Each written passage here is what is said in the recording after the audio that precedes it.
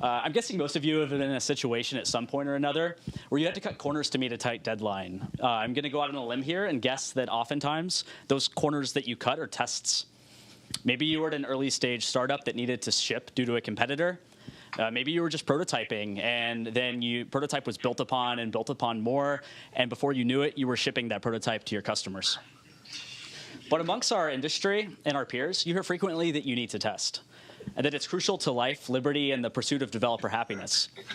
How do you balance shipping in this stressful situation with the overwhelming guilt that you should be testing? And you really should be testing. I'm Ty, and today I'm going to give you a few tips on how you ship good code at startup speed. But first, we need to understand why you should be testing. As engineers, we normally exist in a world of constraints, often subjective ones.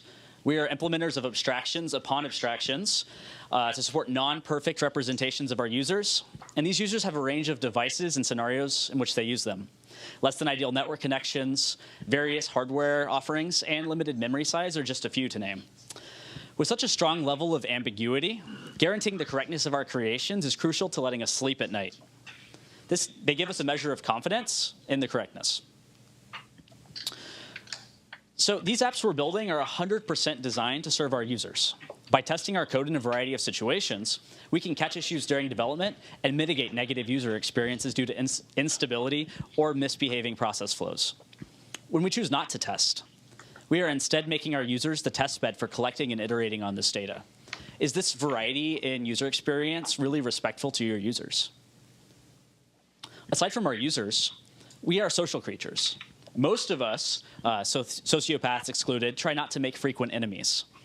When someone needs to make a change in a code base, the tests provide a contract for the correct behavior and understanding. I can't think of a faster way to make an enemy than to ask a peer to make a complex change in a testless code base. Finally, I'm selfish and lazy.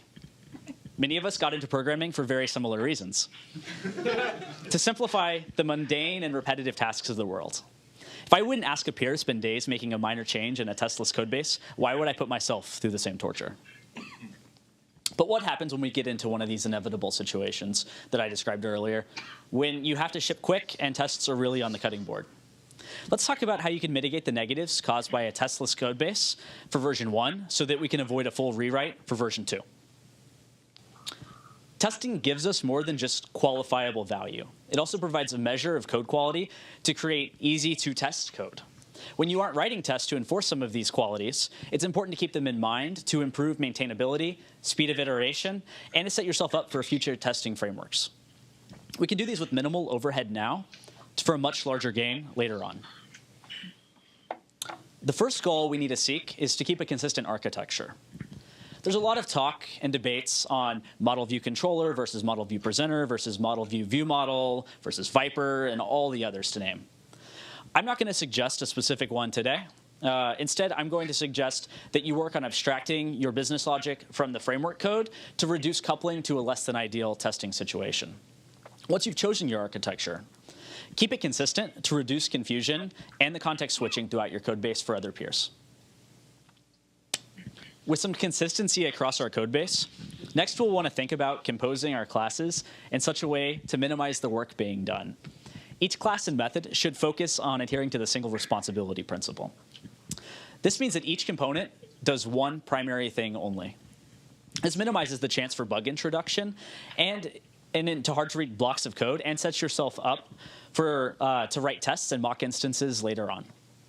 The modularity of this principle allows you to build faster by having self-contained blocks of code that are modular and composable. They can be more easily moved around than tightly coupled spaghetti code. State can be challenging to test and hard to reproduce, hard to debug, and prone to bugs. By minimizing stateful and singleton objects throughout your code base, you can keep simpler executions of your code, making them more resilient to change, easier to identify issues, and faster to start testing once you finally get there.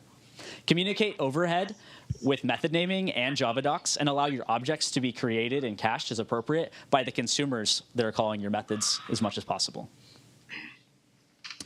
More than just a framework like Dagger, dependency injection is a design pattern for writing code such that all your components take their dependencies up front and are not required to reach out externally to initialize them.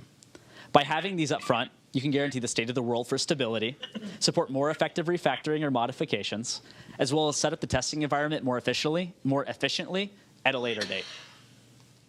Lastly, testing versus not testing is not an all or nothing decision. As an engineer, you are a stakeholder in the code quality. Advocate with your product team for time to test, even if it doesn't create 100% coverage.